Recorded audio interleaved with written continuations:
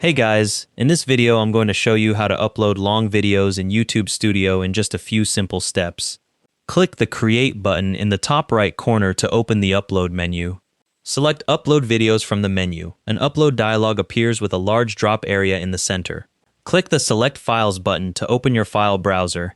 Choose the video file you want to upload and click Open. The Details screen loads where you'll configure your video settings before publishing.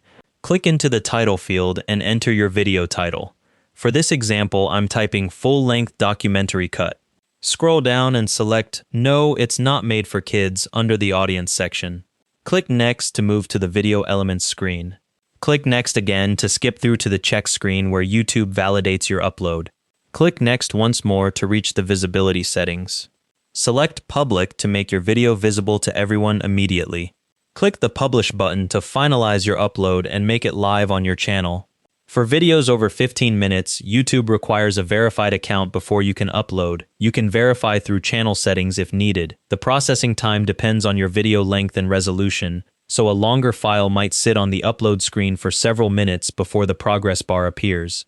Once published, you can change the visibility back to unlisted or private at any time by going back into the video details from your content page. And that's how to upload long videos in YouTube Studio. Thanks for watching, hope this helped.